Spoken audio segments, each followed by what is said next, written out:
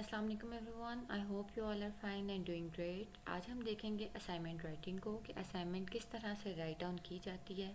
इसके लिए कौन से डूज हैं और कौन से डोंट्स हैं, कौन सी की कंसिडरेशंस हैं जो कि आपको अपने दिमाग में रखनी है जब भी आपने असाइनमेंट लिखनी है। इस टॉपिक को कवर करने की ज़रूरत इसलिए पेश आई क्योंकि मेरे पास बहुत सारे ऐसे स्टूडेंट्स हैं जो कि अपनी असाइनमेंट्स बाय करते हैं और उसका रीज़न ये है कि उनको प्रॉपर इसके बारे में कोई गाइडलाइंस ही नहीं है कि हम लोगों ने किस तरह से असाइनमेंट लिखनी है कि हमारे ज़्यादा से ज़्यादा मार्क्स आ सकें, और उन्हें इस चीज़ के बारे में हाउ नो ही नहीं है।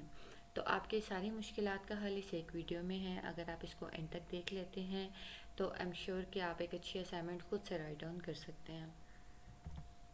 सो what is an assignment? Assignment होती क्या है? An assignment is a task. Assignment एक इस तरह का टास्क है और set of questions given to students, जिसमें स्टूडेंट्स को कुछ सेट ऑफ क्वेश्चंस दिए जाते हैं। ठीक है, अब वो क्यों दिए जाते हैं? To test their understanding of what they have studied. देखें, आपके कोई भी चैप्टर है, कोई भी आपका कोर्स कोड है, उसमें फॉर एग्जांपल 9 यूनिट्स हैं और 9 यूनिट्स को आप 6 डेज़ में कवर करते हैं। तो उसका क्या मतलब होता है कि आप बहुत ज़्यादा इन डेप्थ स्टडी नहीं कर रहे हैं, लेकिन आपको एक ओवरव्यू दे दिया जाता है हर एक टॉपिक के बारे में। ठीक है, जब आपकी ये सारी क्लासेस ऑनलाइन ख़त्म हो जाती हैं उसके बाद आपको असाइनमेंट्स दी जाती हैं, और असाइनमेंट देने का पर्पज़ ये होता है कि हमें इस चीज़ की श्योरिटी मिल जाए कि आपने कितना ज़्यादा अंडरस्टैंड किया या जिसने पढ़ाया उसने अपना कितनी जान मारी है कह लें। ठीक है, कि उसके पढ़ाने से आपको कितना ज़्यादा समझ आया। ठीक है, तो जब आप एक असाइनमेंट लिख रहे होते हैं तो बेसिकली आप उसमें अपनी अंडरस्टैंडिंग लिख रहे होते हैं किसी सर्टन टॉपिक के बारे में, किसी सर्टन सब्जेक्ट के बारे में। इसके अलावा इसलिए असाइनमेंट स्टूडेंट को दी जाती हैं ताकि उनको इनक्रेज किया जा सके कि वो सोचें, रिसर्च करें and right about a topic. यानी जब आपको कोई भी टॉपिक असाइन किया जाता है, अलॉट किया जाता है कि आपने सर्टन टॉपिक पे या सर्टन क्वेश्चंस पे आपने असाइनमेंट बनानी है, तो जब आप खुद बना रहे होते हैं तो उसका एक मेन पॉइंट ये होता है कि आप डिफरेंट जगहों से उस सर्टन टॉपिक को सर्च करते हो। जैसे आप डिफरेंट बुक्स देख सकते हो, आर्टिकल्स देख सकते हो, आप डिफरेंट वीडियोस देख सकते हो जो कि उस सर्टन टॉपिक पे होंगी।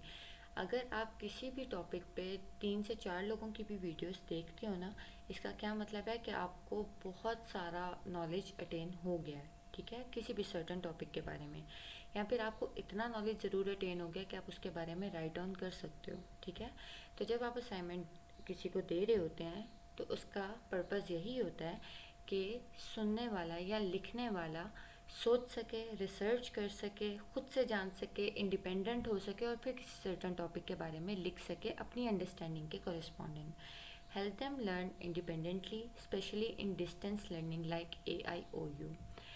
असाइनमेंट्स बच्चों को इसलिए दी जाती हैं ताकि बच्चे इंडिपेंडेंटली लर्न करना सीख सकें। ठीक है, जैसे आप किसी भी नॉन फॉर्मल या इनफॉर्मल सेटिंग में जब आप पढ़ रहे होते हैं, आप डिस्टेंस लर्निंग में होते हो जहाँ पे आप फिज़िकली अपीयर नहीं होते हो, वहाँ पे क्या होता है कि आपकी फॉर्मेटिव असेसमेंट नहीं हो रही होती है। फॉर्मेटिव असेसमेंट क्या होती है कि डे टू डे में आपको एग्जामिन किया जाता है कि आप कहीं पे गलती तो नहीं कर रहे हैं तो उसको किस तरह से ठीक किया जा सकता है। तो जब आपकी फिज़िकली असेसमेंट नहीं हो सकती है, फॉर्मेटिव असेसमेंट जब आपकी नहीं हो सकती है, तो डिस्टेंस लर्निंग में आपकी असेसमेंट करने का एक तरीका यही होता है कि आपको असाइनमेंट्स दे दी जाएंगे, आपको डिफरेंट टास्क दे दिए जाएं जिसमें आपके डिफरेंट क्विज़ वगैरह भी आ जाते हैं ताकि आपकी अंडरस्टैंडिंग चेक की जा सके कि जो आपको पढ़ाया गया है वो आपको कितना समझ आया या आपने कितना उसको अंडरस्टैंड किया है। अब बच्चे, आप गलती ये करते हैं कि आप अपनी असाइनमेंट हमेशा दूसरों से बनवा लेते हैं और आप उसको सबमिट करवा देते हैं सिर्फ इसलिए ताकि आपको ज़्यादा से ज़्यादा मार्क्स गेन हो जाएं।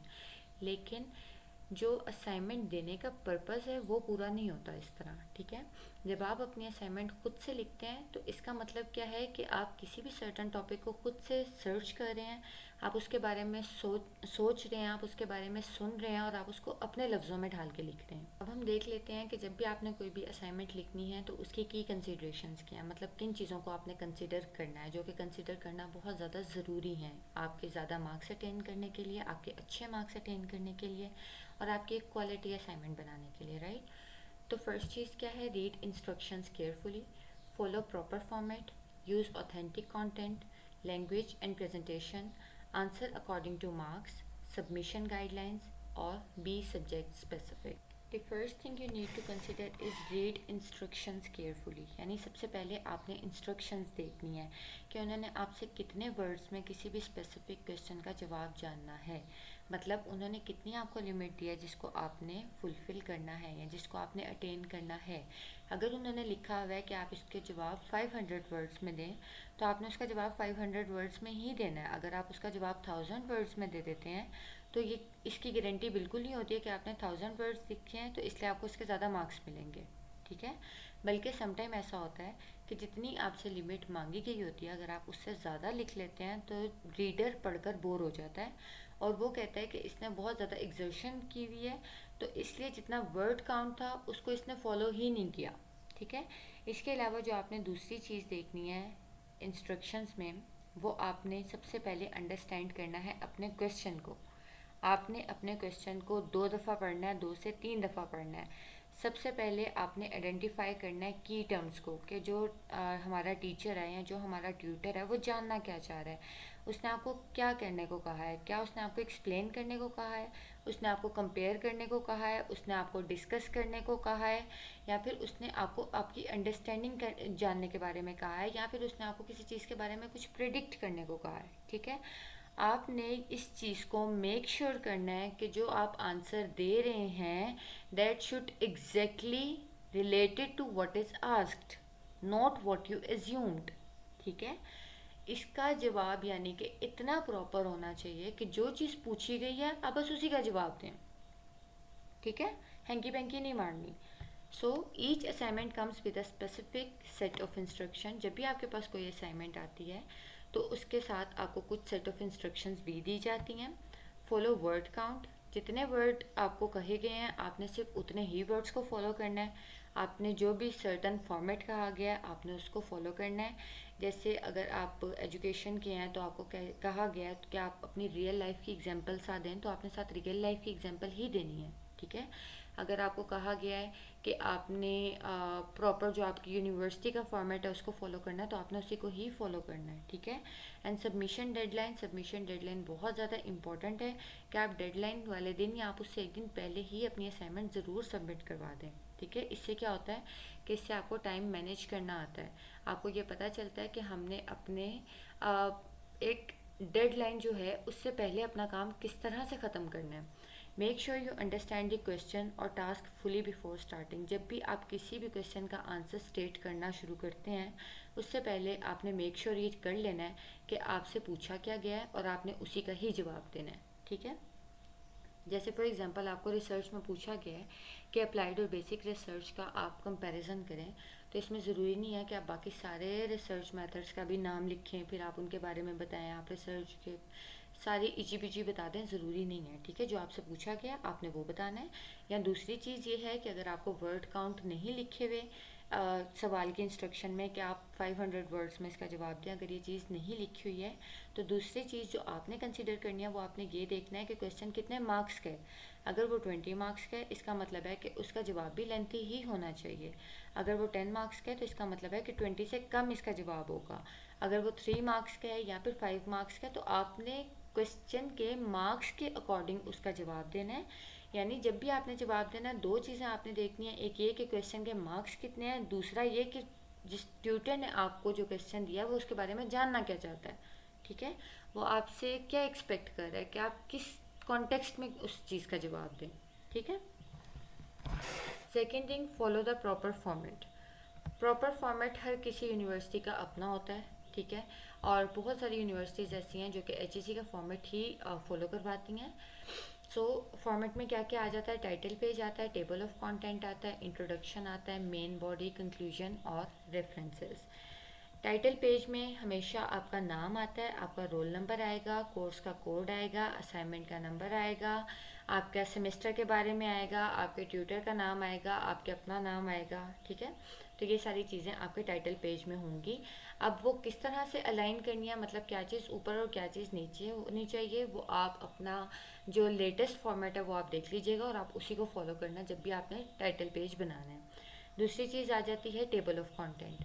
टेबल ऑफ कंटेंट जो है ये आप सिर्फ तभी अटैच करेंगे अगर कोई रिक्वायर्ड होगा आपके फॉर्मेट में। और टेबल ऑफ कंटेंट होता क्या है? टेबल ऑफ कंटेंट आपने देखा होगा किसी भी बुक के स्टार्ट में भी होता है, यानी बुक के अंदर कौन कौन से चैप्टर्स हैं, उन चैप्टर को मतलब कौन सा चैप्टर कौन से पेज नंबर पे मौजूद है, या कौन सा टॉपिक कौन से पेज नंबर पे मौजूद है।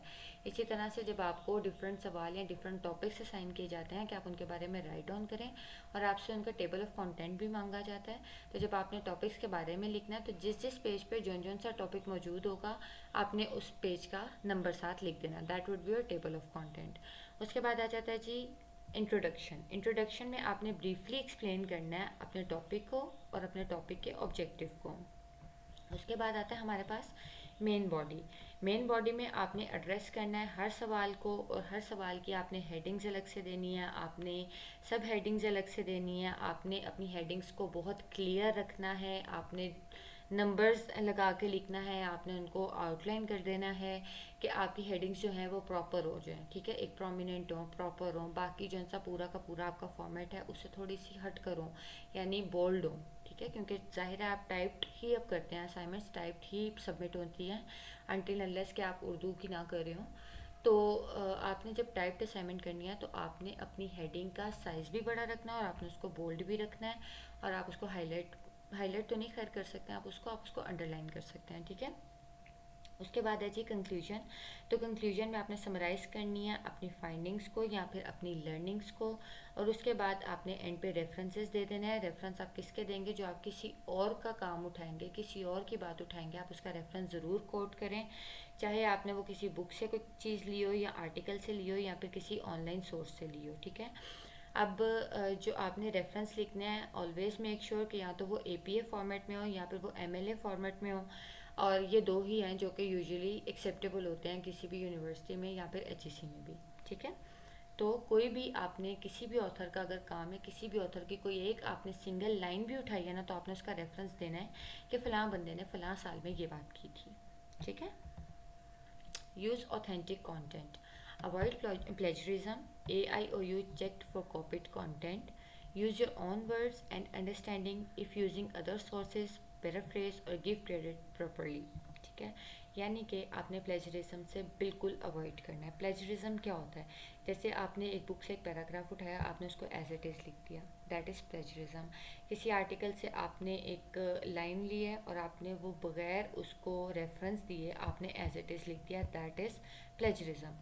इसको ख़त्म करने का तरीका ये होता है कि आप एक पूरा पैराग्राफ पढ़ें, आपको उस पैराग्राफ से क्या अंडरस्टैंडिंग मिली है आप वो लिख दें, ठीक है। तो उससे क्या होगा कि आपका ज़ीरो प्लेजरिज्म आएगा। और ओपन यूनिवर्सिटी की प्लेजरिज्म के अगेंस्ट बिल्कुल ज़ीरो टॉलरेंस पॉलिसी है कि आपकी असाइनमेंट जो है वो रिजेक्ट हो जाती है और उसका अल्टीमेटली इफ़ेक्ट आपके फाइनल रिजल्ट पे पड़ता है, ठीक है। तो आपने कोई भी कॉपीड कंटेंट नहीं डालना, चाहे आप किसी आर्टिकल से ले रहे हो या बुक से ले रहे हो, जहाँ से भी ले रहे हो। अगर कुछ किसी का लेना बहुत ज़्यादा ज़रूरी है, जैसे किसी ऑथर की आप डेफिनेशन को लिखना चाह रहे हो, तो आपने उसका रेफरेंस ज़रूर लिखना है, ठीक है, ताकि जब आप किसी भी ऑथर का साथ रेफरेंस लिख देते हो तो वो वाला पैसेज या वो वाली लाइंस आपकी प्लेजराइज्ड कंटेंट में नहीं आती, ठीक है। और बाकी सारे के सारे ओवरऑल कंटेंट में आपने प्लेजरिज्म को प्रॉपरली अवॉइड करना है। आपने अपने टेक्स्ट को ओरिजिनल रखना है, आपने उसमें अपने जेन्युइन आइडियाज़ पुट ऑन करने हैं, आपने अपनी क्रिएटिव थिंकिंग एबिलिटी को वहाँ पे इन्हांस करना है, आपने रीडर को बताना है कि आपको कितनी ज़्यादा अंडरस्टैंडिंग हुई है या आपने कितना ज़्यादा किसी भी सर्टन टॉपिक को सर्च किया है, और उसके बाद आपने अपनी पर्सनल अंडरस्टैंडिंग लिखनी है। अगर आप ये 4 तरह की चीज़ें कर लेते हैं, इसका मतलब ये है कि आपका जो कंटेंट है वो ऑथेंटिक है, वो आपने किसी का भी नहीं उठाया हुआ, ठीक है। इवन तो एक होते हैं कॉन्सेप्चुअल मैप्स, वो डिफरेंट एजुकेशन के कॉन्टेक्स्ट में यूज़ होते हैं। अगर आप किसी कॉन्सेप्चुअल मैप्स भी अगर आप किसी और का उठा रहे हैं, आप खुद से नहीं बना रहे हैं, तो आपने उसका रेफरेंस भी लिखना है। उसके बाद आ जाता है जी language and presentation. Use simple clear language, हमेशा आपने सिंपल और क्लियर लैंग्वेज यूज़ करनी है। मतलब आपने समटाइम ऐसा होता है कि आप इतने ज़्यादा सिनोनिम यूज़ कर देते हो कि लाइन का एक्चुअल कॉन्टेक्स्ट ही बदल जाता है, ठीक है। आपने इस तरह से नहीं करना, आपने अपनी लैंग्वेज को इतना ज़्यादा सिंपल रखना है कि वो रीडेबल रहे, ठीक है। समटाइम ऐसा होता है कि आपने देखा होगा कि कोई आपको ईद विश कर रहा होता है ना, तो वो इतने मुश्किल मुश्किल वर्ड्स बीच में डाल देता है कि आप वो पढ़ना भी गवारा नहीं करते हैं। अगर आप मैं आपकी अपनी ही अगर आपकी एग्जांपल दूँ तो अगर इसी तरह ही किसी और ने सिंपल लैंग्वेज या क्लियर लैंग्वेज में आपको कहा होगा, आपको समझ भी आएगा और आपका मज़ीद पढ़ने को दिल भी करेगा। ठीक है। सो avoid spelling and grammatical mistake. जब भी आपने अपनी असाइनमेंट लिखनी है, आपने अवॉइड करना है कि कोई भी स्पेलिंग या ग्रामेटिकल मिस्टेक ना हो। इसको मेक श्योर करने के लिए एक सॉफ्टवेयर भी है, ग्रामरली। आप वो एक्टिव कर लें अपने वर्ड पे, साथ साथ आपकी जो मिस्टेक्स होती हैं वो कवर होती रहती हैं, वो करेक्ट होती रहती हैं। और इसके अलावा दूसरी चीज़ ये है कि आप उसको प्रूफ रीड भी कर सकते हैं, यानी कि आप खुद से भी सारा दोबारा पढ़ सकते हैं सबमिशन से पहले। Keep your handwriting neat if submitting handwritten assignments. यानी उर्दू या कोई लैंग्वेज की असाइनमेंट अगर इस तरह की है जो कि आपको हैंड रिटन ही सबमिट करवानी है, तो आपने मेक श्योर करना है कि जो आपकी हैंड राइटिंग है वो इतनी ज़्यादा नीट हो कि वो रीडेबल रहे।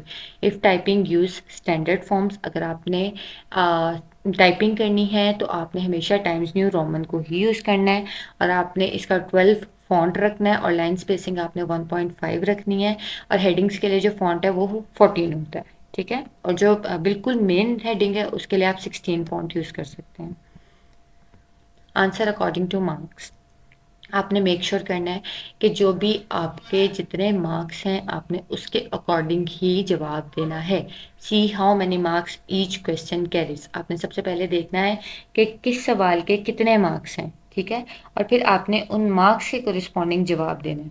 ठीक है। जैसे for example high mark question होते हैं जिसमें आपको 20 नंबर का सवाल होता है या फिर 15 नंबर का होता है, उसमें आपने क्या करना है, आपने उसमें लॉन्गर या मोर डिटेल्ड आंसर लिखने हैं।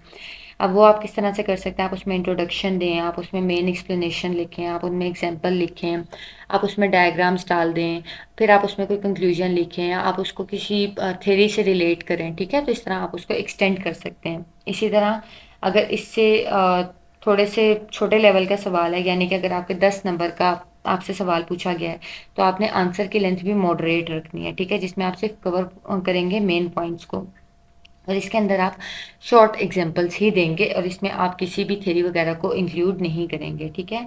इसके अलावा अगर आपके पास और इससे भी ज़्यादा शॉर्ट नंबर का आता है, जैसे 3 नंबर का आपके पास कोई सवाल आ गया है, तो आपने बिल्कुल उसका टू द पॉइंट ही जवाब देना है। राइट अकॉर्डिंगली, मतलब आपने नंबर्स के अकॉर्डिंग जवाब देना है। More detailed answer for high mark questions, brief for lower mark ones. ठीक है। यानी कि जिनका बहुत ज़्यादा नंबर है उनको हाई मार्क क्वेश्चंस कहते हैं, उनके लिए आपने बहुत ज़्यादा डिटेल्ड जवाब देने हैं, और जिनके थोड़े नंबर हैं उनके लिए आपने बिल्कुल टू द पॉइंट रहना है। उसके बाद है जी submission guideline. Submit to the assign tutor before the due date. Attach the original question paper if required. यानी अगर आपसे कहा गया है तो ही आपने ओरिजिनल क्वेश्चन पेपर भी देना है, अदरवाइज ट्यूटर के पास ओरिजिनल क्वेश्चन पेपर होता है। कीप अ कॉपी फ़ोटो और soft copy as proof of submission. यानी जब आप सबमिट कर देंगे तो आपने अपने पास भी एक कॉपी रखनी है, ताकि आपके पास ये प्रूफ है कि मैंने इस डेट को अपनी असाइनमेंट सबमिट करवा दी थी। अगर कभी इन फ्यूचर इस चीज़ पे कोई भी ऑब्जेक्शन आता है कि आपने नहीं करवाई है, ट्यूटर तक पहुंची नहीं है, ट्यूटर ने चेक नहीं किया है, जो व्हाट्सएवर, आपके पास एक प्रूफ होना चाहिए उस चीज़ का। Be subject specific. For Urdu या literature assignment focus on interpretation, reference और पोइट्री एनालिसिस। यानी उर्दू है या फिर कोई लिटरेचर की अगर आपको असाइनमेंट मिल रही है, आपका फोकस किस चीज़ पे होना चाहिए, इंटरप्रेट करने पे या फिर रेफरेंसेस पे या फिर पोइट्री एनालिसिस पे। ठीक है। अगर आपकी एजुकेशन है या सोशल साइंसेस के सब्जेक्ट्स हैं, तो आपने फोकस किस पे करना है, क्रिटिकल थिंकिंग पे या फिर रियल लाइफ एग्जांपल्स पे। इसी तरह से अगर आपकी साइंस की या टेक्निकल सब्जेक्ट्स की ही असाइनमेंट्स हैं, तो आपने फैक्ट्स पे फोकस करना है, आपने फोकस करना है, आपने ज़्यादा से ज़्यादा उस असाइनमेंट में डायग्राम्स बनानी है और स्टेप बाय स्टेप एक्सप्लेनेशन देनी है। Dos and don'ts. Understand the question first. ये मैंने आपको बता दिया कि आपने सबसे पहले अपने क्वेश्चन को अंडरस्टैंड करना है कि आपसे पूछा क्या जा रहा है, आपसे क्या कहा जा रहा है। आपने एक्सप्लेन करना है, आपने कंपेयर करना है, आपने डिस्कस करना है, आपने प्रिडिक्ट करना है, आपने अपनी अंडरस्टैंडिंग बतानी है, आपने क्या करना है। ठीक है। तो जब आप क्वेश्चन को अंडरस्टैंड कर लोगे तो ही आप उसका बेहतर तरीके से जवाब दे सकते हो। Write in your own words. Plagiarised आपने नहीं लेना, आपने अपने लफ्ज़ों में लिखना है, और वो किस तरह लिखना है, आपने पूरा पढ़ के एक ओवरव्यू ले लेना है और फिर आपने उसको अपने लफ्ज़ों में ढाल के लिख देना है। Clear and logical structure. यानी आपने बेतुकी बातें बीच में नहीं करनी है। ये नहीं होना चाहिए कि एक ईस्ट की बात हो रही है, अगली लाइन ही वेस्ट की शुरू हो रही है। मतलब सारी चीज़ें इतनी इन लाइन होनी चाहिए कि वो पढ़कर इस चीज़ की एक इमेज क्रिएट हो जाए, और रीडर को ये चीज़ समझ आ जाए कि आपने बहुत ज़्यादा इस चीज़ पे इन डेप्थ स्टडी की है। नीट प्रेजेंटेशन, यानी आपने बुलेट्स वगैरह वगैरह लगाने हैं, आपने हेडिंग्स देनी है, आपने हाईलाइट करना है। ठीक है। ऐड रेफरेंसेस, किसी का भी कोई काम उठाना है, आपने उसके रेफरेंस देने हैं। सबमिट ऑन टाइम, टाइम पे आपने देना है। प्रूफ रीड बिफोर सबमिटिंग, कि जब भी आपने उसको सबमिट करवाना है उससे पहले आपने उसको खुद से पढ़ लेना है, या आपने किसी ऐसे बंदे से पढ़वा लेनी है एक बार जो आपको लगता है कि आपसे बेहतर लैंग्वेज को समझ सकता है। डोंट्स, कि आपने कौन सी चीज़ें नहीं करनी। डोंट लीव क्वेश्चंस अनआंसर्ड, आपने कोई भी सवाल बगैर जवाब के नहीं छोड़ना। जब भी आपको कोई सवाल पूछा जा रहा है, अगर आपको नहीं पता उसके बारे में, तो आपने पहले उसके बारे में प्रॉपर सर्च कर लेना और फिर आपने उसका जवाब उसके लिखना है अपनी अंडरस्टैंडिंग के corresponding. Don't mix don't mix answers together, आपने बहुत सारे जवाबों को एक ही चीज़ में मिक्सअप नहीं कर देना। हर सवाल का आपने सेपरेटली जवाब देना है, पहले सवाल लिख के फिर जवाब। यानी जो अच्छी सी प्रेजेंटेशन होती है ना, जो हम लोग अपने बोर्ड के एग्जाम्स में करते थे, आपने वो वाली प्रेजेंटेशन देनी है। डोंट यूज़ व्हाट्सएप और गूगल कंटेंट विदाउट री writing in your own words, यानी गूगल से या कहीं से भी आपने कंटेंट उठा के एज इट इज़ उसको नहीं डाल देना, आपने उसको पहले री राइट करना है, यानी आपने खुद से उसको लिखना है अपनी राइटिंग में, ताकि आपकी अंडरस्टैंडिंग देख सके रीडर के आपने कितना उस चीज़ को समझा है या आपको कितनी उस चीज़ की अंडरस्टैंडिंग हुई है। वाई इज़ इट इम्पॉर्टेंट, ये क्यों ज़रूरी है? टू चेक स्टूडेंट्स अंडरस्टैंडिंग, ताकि स्टूडेंट की अंडरस्टैंडिंग चेक की जा सके। पार्ट ऑफ फाइनल एग्जाम्स, ये क्या होता है कि असाइनमेंट जो है ये आपका वेस्ट ऑफ टाइम नहीं है। इसके आपको मार्क्स मिलते हैं, 30% मार्क्स होते हैं। और कुछ कोर्स में ये होता है कि अगर आपने अपनी असाइनमेंट नहीं सबमिट करवाई है तो आपको फाइनल्स में नहीं बैठने देते हैं, ठीक है। इसके बाद क्या, improves writing and research skills, इससे क्या होता है कि आपकी राइटिंग स्किल्स भी इम्प्रूव होती हैं और आपकी पेपर की एक तरह से ये तैयारी ही होती है कि आपको पहले क्लास में सारी चीज़ों के बारे में बता दिया गया है, उसके बाद आपको कहा गया है कि आप सर्टेन चीज़ के बारे में लिखो। तो जब आप लिखते हो उससे आपकी राइटिंग स्किल इम्प्रूव होती है, और जब आप लिखने से पहले उसको डिफरेंट जगहों पर सर्च करते हो तो उससे आपकी रिसर्च की स्किल भी इम्प्रूव होती है, जो कि आपकी लेटर ऑन एजुकेशन में बहुत ज़्यादा हेल्प करती है, एज वेल एज आपकी प्रैक्टिकल लाइफ में भी हेल्प करती है। हेल्प्स इन टाइम मैनेजमेंट, यानी जब आप अपनी असाइनमेंट को एक सर्टेन टाइम लिमिट में सबमिट करवा रहे होते हो तो उससे क्या होता है कि आपको टाइम मैनेज करना आ जाता है। मेक्स यू मोर इंडिपेंडेंट, जब आप असाइनमेंट बना रहे होते हो उसके लिए आप इंडिपेंडेंटली स्टडी कर रहे होते हो, आप इंडिपेंडेंटली लर्निंग कर रहे होते हो, तो इस तरह क्या होता है कि आप लर्निंग के पॉइंट ऑफ व्यू से बहुत ज़्यादा इंडिपेंडेंट हो जाते हो।